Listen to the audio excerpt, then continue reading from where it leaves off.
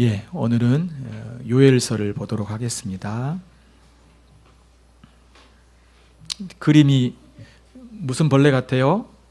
곤충 같아요? 메뚜기입니다.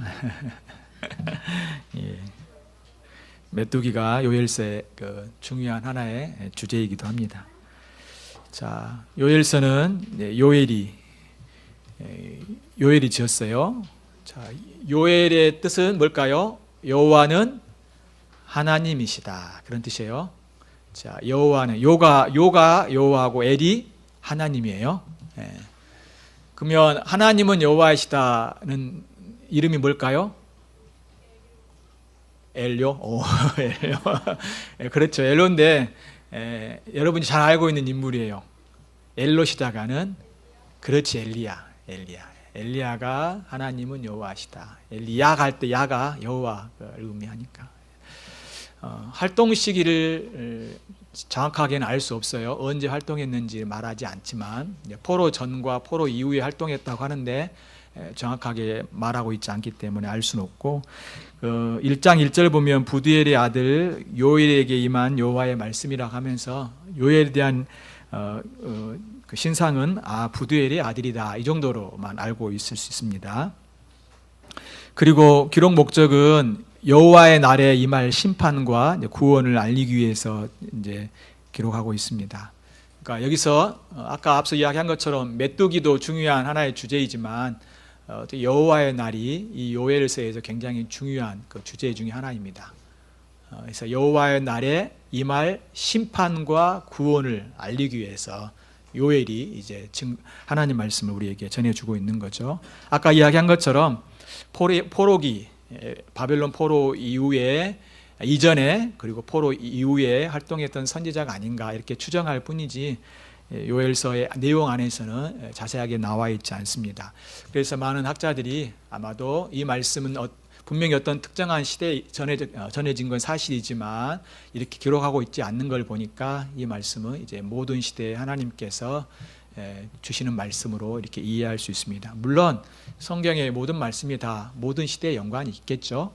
그렇지만 요엘서는 그러한 시대적인 어떤 특정한 사건들, 어떤 시대라든가 특정한 사건을 이 요엘서 안에서 말하고 있지 않기 때문에 아마도 모든 시대에 전한 하나님의 말씀으로 이해하는 것이 좋겠다, 이렇게 보통 이야기를 합니다. 자, 요엘서는 총 짧아요. 3장으로 되어 있어요. 굉장히 짧죠. 3장. 1장부터 2장 17절까지. 자, 무슨 내용일까요? 주로 여호와의 날에 임할 심판. 요엘서에서 중요한 주제가, 단어가 여호와의 날이라겠죠.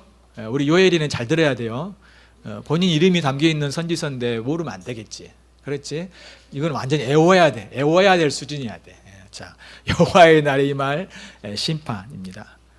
여기에 주로 내용은요, 아주 구조적으로 써졌는데, 먼저 금식을 선포하고 이제 모여서 기도할 것을 1장 5절부터 14절까지 이야기하고, 그 내용이 또 2장 12절부터 17절까지 금식을 선언하고 기도할 것을 이제 이야기합니다. 그러면서 그 가운데 뭐가 있냐면 여호와의 날이 가까이 왔다.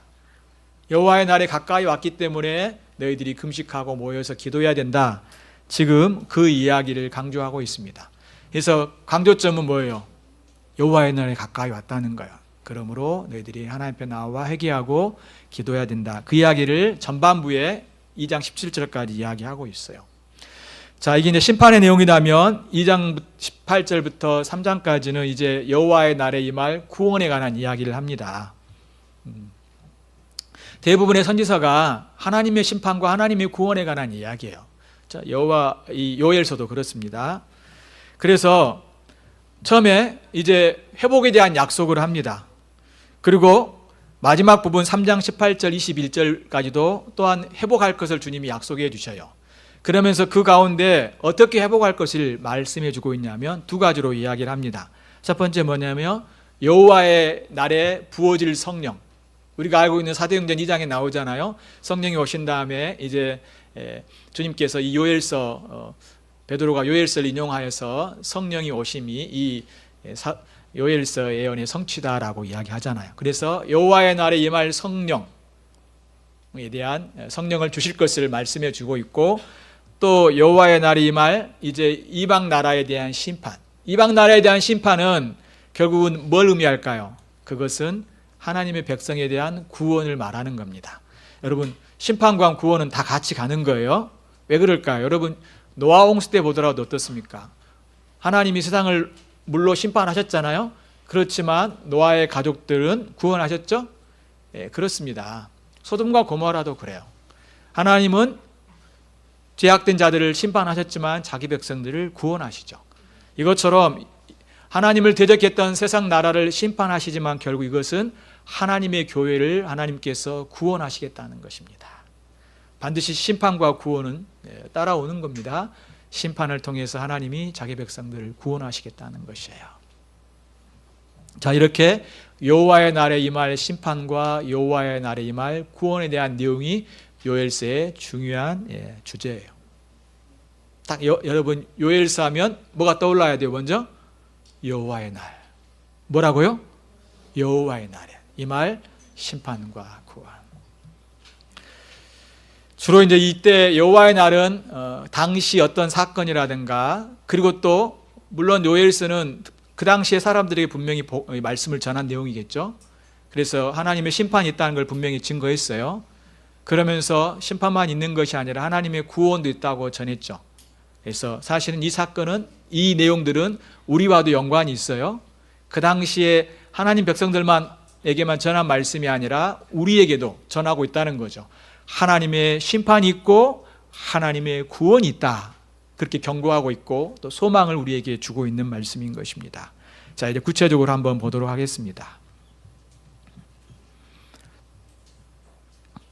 자, 요엘서는요, 여호와의 날에 주님이 심판하신다는 거죠. 이거는 회개를 촉구하는 내용입니다. 자, 메뚜기 재앙이 이제 나옵니다. 여러분, 1장 우리가 읽었잖아요. 1장 한번 볼까요? 1장 한번 보겠습니다, 여러분. 여러분, 1장 4절 한번 보세요. 메뚜기에 대한 내용이 나와요. 1장 4절 한번 같이 읽어볼까요? 시작. 팥종이가 남긴 것을 메뚜기가 먹고 메뚜기가 남긴 것을 느치가 먹고 느치가 남긴 것을 황충이 먹었도다. 자, 아무튼 여기 나와 있는 팥죽이는 메뚜기가 아닌 다른 종류의 곤충이다 보다 생각하는데 그게 아니고 다 메뚜기의 여러 종류입니다. 다 메뚜기예요. 메뚜기 여러 종류예요. 자, 메뚜기가 어때요? 다 먹어버렸다는 거예요. 곡식도 먹어버리고 밭에 내 있는 거 다 먹어버려. 이건 하나의 심판인 거죠. 메뚜기를 통해서 메뚜기 재앙이 이제 온 겁니다. 여기 보면 늙은이들아 이런 일이 없었다라고 말을 합니다. 2절 보면 땅의 모든 주민들아 너희는 귀를 기울일지어다.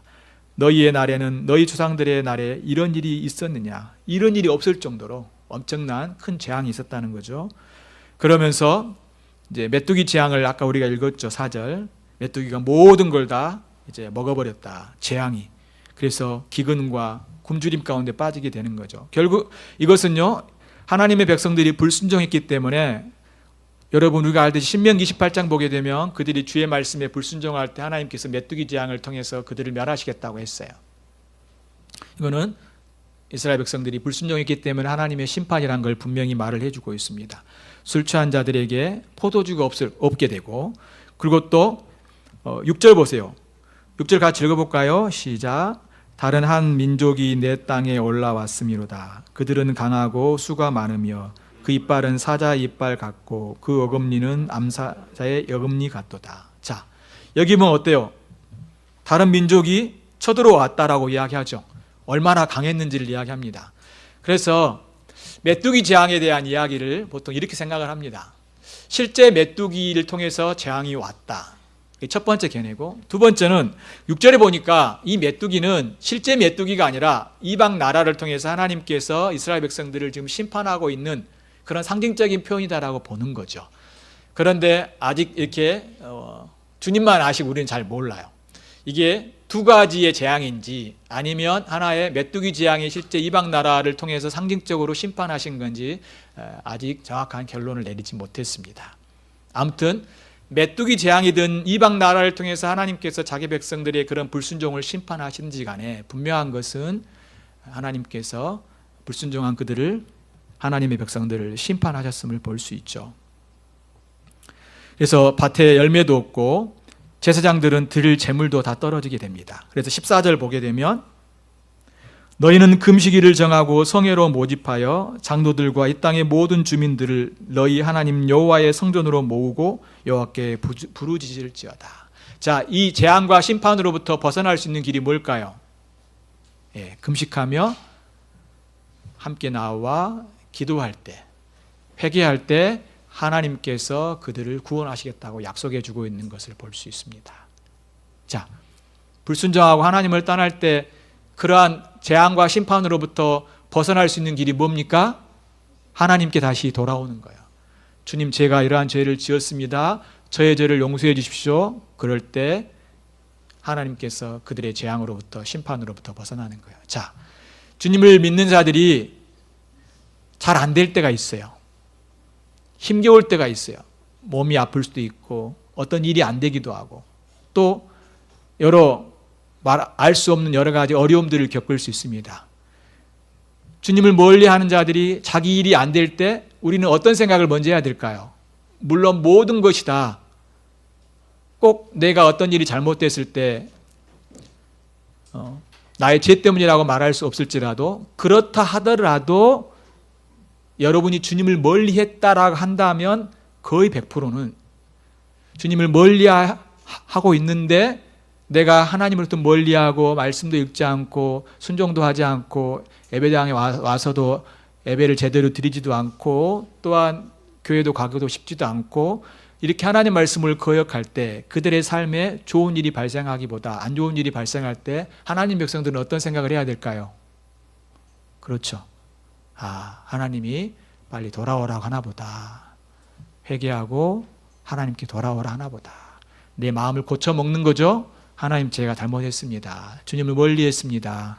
저를 불쌍히 여겨주시고 다시 새로운 마음으로 주님을 섬길 수 있도록 해주세요라고 하는 것이 아주 자연스러운 겁니다. 혹시나 여러분 가운데 그런 삶을 살고 있다면 회개하시고 돌아와야 돼요. 그래야지만이 하나님께로부터 구원의 은혜를 경험할 수 있는 것입니다.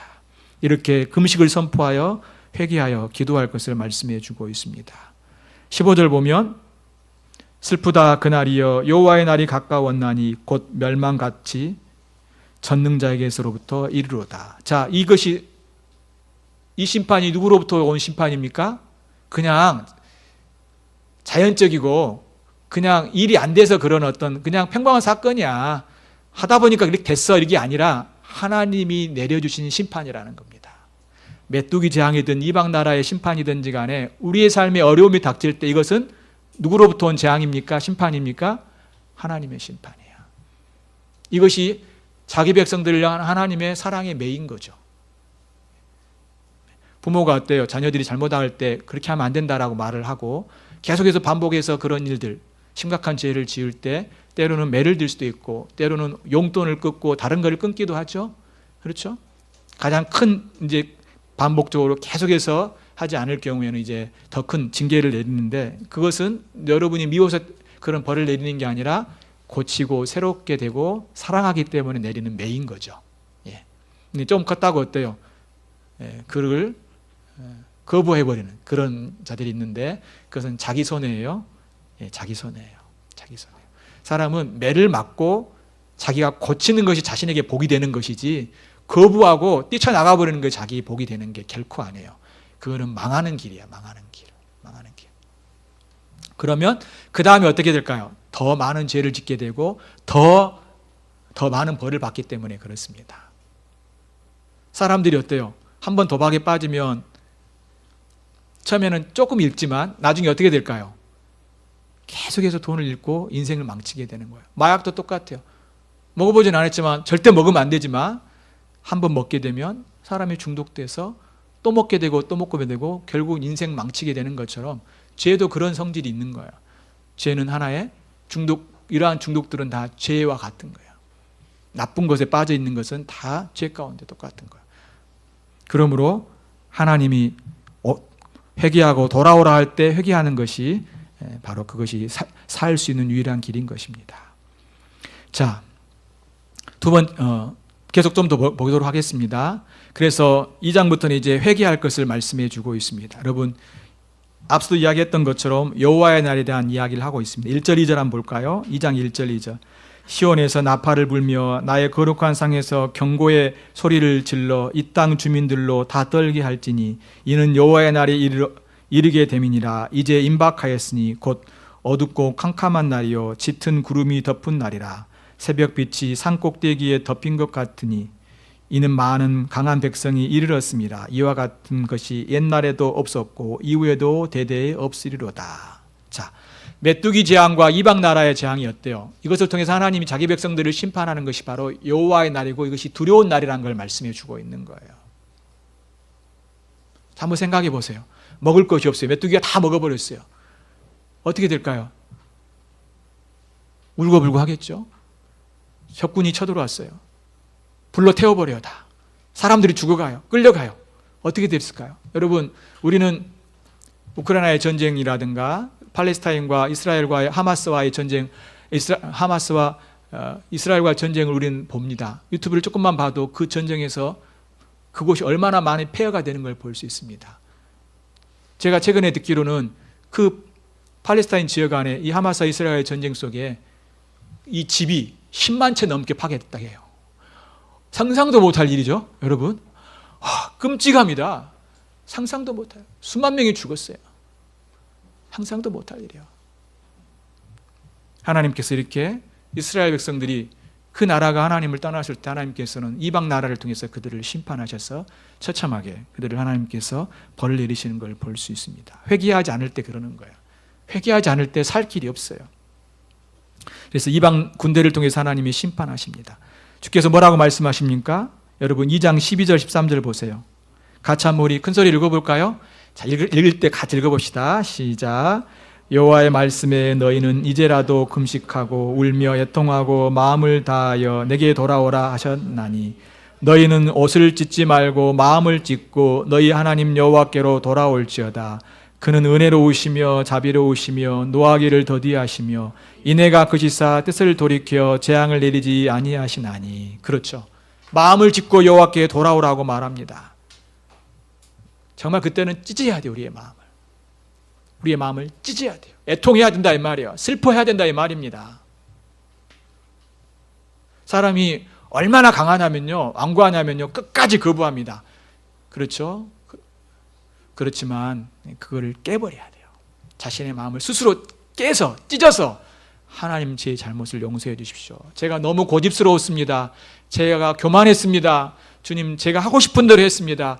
제가 주님께 버텼습니다. 제가 주님께 대항했습니다. 주님을 거부했습니다. 주님, 저를 불쌍히 여겨주세요라고 하면서 주님께 돌아와야 됩니다. 회개의 근거가 뭘까요? 누구 때문에요? 하나님 어떤 분이십니까? 은혜로우신 분이셔. 자녀들도 어때요? 엄마 내가 잘못했어요. 아빠 제가 잘못했을 때 할 때 어때요? 부모의 마음이 녹아지죠? 그러면서 그래라고 받아주는 것처럼 우리 하나님도 그러시는 거예요. 그러시는 거예요. 그러니까 하나님 앞에 여러분이 돌아오시고 주님을 의지하시며 주님을 찾으시기 바랍니다. 그리고 다시 한번 말하지만 금식을 선포하며 기도할 것을 말씀해 주고 있습니다. 회개할 때만이 우리가 살 수 있습니다. 17절 보면 주님께 불쌍히 여겨달라고 기도합니다. 기도의 내용을 보면요, 제가 17절 2장 17절 제가 읽어볼게요. 한번 여러분 보세요. 여호와를 섬기는 제사장들은 낭실과 제단 사이에서 울며 이르기를 여호와여 주의 백성을 불쌍히 여기소서. 주의 기업을 욕되게 하여 나라들로 그들을 관할하지 못하게 하옵소서. 어찌하여 이방인으로 그들의 하나님이 어디 있느냐 말하게 하겠나이까 할지어다. 어때요? 우리가 하나님 앞에 기도할 수 있는 건 뭐예요? 하나님 저를 불쌍히 여겨주시옵소서라고 기도하는 거예요. 교만한 자들은 어때요? 나를 향해서 하나님 불쌍히 여겨달라고 기도 못하는 거예요. 왜? 너무 잘났어 자기가. 그렇죠? 근데 사람은 어때요? 어려움을 당해봐야, 힘든 일을 겪어봐야 그걸 아는 겁니다. 사람은 어려운 일을 당하기 전까지는 절대 알 수 없어요. 절대 알 수 없어요. 내가 병에 걸려봐야지만이 건강이 귀한 걸 알아요. 그 전까지는 잘 몰라요. 이론적으로는 알지만 잘 몰라요. 내가 아파봐야지만이 건강이 너무 중요하구나. 그다음에 사업을 하다 망해봐야지만 어때요? 아, 그동안 내가 갖고 있었던 이 조그만한 재산일지라도 어때요? 너무 소중하고 귀한 걸 알겠죠? 그전에는 사업을 하면서 펑펑 썼어요. 그런데 현재 갖고 있는 조금이라마 이러한 재산들도 있는 것에 대한 소중함을 알게 됩니다. 그렇습니다. 자기가 어떤 일을 어려움을 겪어봐야지만이 아는 거예요. 깨져봐야, 가정이 깨져봐야, 또 어떤 사람과 사이가 깨져봐야 어때요? 아, 이렇게 서로 화목하게 사는 것이 좋은 걸 아는 거예요. 그렇죠? 여러분, 부부가 어때요? 서로 사이가 안 좋으면 어때요? 너무 힘들죠, 사는 게. 예. 이런 어려움을 겪을 때, 아, 화목하게 사는 것이 참 좋구나, 이걸 알게 되는 거죠. 전쟁이 일어나봐야 어때요? 전쟁이 없는 평화로운 시대가 좋다는 걸 알게 되는 거죠. 자, 여러분이 지금 우리가 어때요? 모두가 지금 좋은 시대에 살고 있는 거죠. 여러분이 예배드리고 하나님을 찬송하고 경배하고 말씀을 배우며 이렇게 살아가는 것이 어때요? 너무 좋은 거예요, 여러분. 근데 주님을 떠나면 어때요? 그 인생은요, 괴로운 거예요, 괴로워. 그러니까 탕자가 어때요? 하나님 아버지 앞에 다시 가려고 하는 마음이 생기는 거죠. 그때가 좋았지 않은 거죠. 그런 마음을 주실 때 어때요? 다시 주님께 가야 돼요. 그래야지 회복될 수 있습니다. 여러분, 다시 주님을 찾으셔야 돼요. 이것은 나 주님 지금 잘 믿고 있는데요, 예배 잘 드리고 있고, 여러분 그렇게 생각하지 마시고 여러분의 삶을 더 돌아보는 거죠. 내가 이전보다 더 주님을 사랑했는가, 내가 정말 주님을 향해서 뜨거운 마음을 이전에 가졌는데 지금 많이 식지 않았는가, 이걸 돌아보는 거죠. 그 처음 사랑, 하나님을 향한 사랑이 내가 식어졌다면 어때요? 다시 내 마음을 새롭게 하는 거예요. 새롭게, 매일 새롭게 해야 돼요. 우리는 저녁에 돌아보면서 내가 정말로 오늘 정말 주님 사랑하며 의지하며 살았는지 우리 자신들을 늘 돌아보는 거예요. 근데 우리는요, 그거 하기 싫어요. 귀찮아요. 미뤄요. 계속 미루는 거예요. 근데 나중에 어쩌? 점점 멀리 간 거죠. 멀리 갑니다. 멀리 가요. 멀리 가다 보면 이제 너무 힘들어요. 몸이 굳어버렸어. 기도도 잘 안 돼. 또 하나님을 찾는 것도 잘 안 돼. 굳어버리는 거예요. 저번에 말씀드렸던 것처럼 여러분이 주일날 한두 번 빠지기 시작하면 어때요? 주일날 오고 싶지 않아요. 그리고 주일날 예배를 드리지만 내가 마음의 문을 닫고 예배를 드리기 시작하면 그 다음부터는 점점 여러분의 마음이 강팍해지는 거예요. 오늘 말씀을 드릴 때도 여러분이 즐겁게 듣고 이 말씀을 알려고 하고 하나님을 사랑하려고 하는 마음을 오늘 갖지 않고 그냥 오늘도 그냥 대충 듣고 가야지, 이렇게 마음을 닫기 시작하면 어떻게 될까요? 계속 매주마다 그런 마음을 가지면 점점 여러분의 마음이 이 금광석처럼, 이 돌처럼 마음이 굳어져 버리는 거예요. 이 돌을, 이러한 단단한 것을 새롭게 하려면 어때요? 깨뜨리는 방법밖에 없어요. 그래서 하나님이 깨버리시는 거예요. 그럴 바에 우리가 어때요? 하나님이 너희의 마음을 찢으라고 이야기하는 겁니다. 그래서 그때는 우리가 너무 아픈 거예요. 아파. 여러분 골맞잖아요. 그럼 골목 전에는 그나마 괜찮잖아요. 근데 골물이 어때야 돼? 이걸 잘라내서 그 고름을 빼내야 되잖아. 얼마나 아프겠어요, 여러분. 그러니까 아픈 거예요. 아프기 전에, 고통스럽기 전에 멀리 갔다 오면 빨리빨리 돌아오려고 노력을 해야 돼요. 그것이 살 수 있는 길이에요. 저도 그렇고 여러분도 그렇고 매일 어때요? 우리가 하나님께 멀어져 가고 있다라면 다시 앞으로 가려고 하고 주님께 가려고 하고 하는 그런 어떤 몸부림이 있을 수도 있도록 합시다. 그것이 우리가 살 수 있는 길이에요. 그리고 멀리 갔다라면 지금 주님이 여러분에게 부르시는 거예요. 지금 회개하고 돌아오라. 불쌍히 여겨달라고 여러분 기도하시고, 하나님 제가 살 수 있는 길을 열어주십시오. 하나님 제가 주의 말씀이 잘 안 들어오고 또 하나님 예배하고 주님을 섬기고 싶은 마음도 멀어지고 형식적으로 이렇게 살아가는데 주님 제발 저를 이렇게 고쳐주십시오. 여러분 사람은 먹고 마시는 것으로 돈으로 사는 것이 아니에요.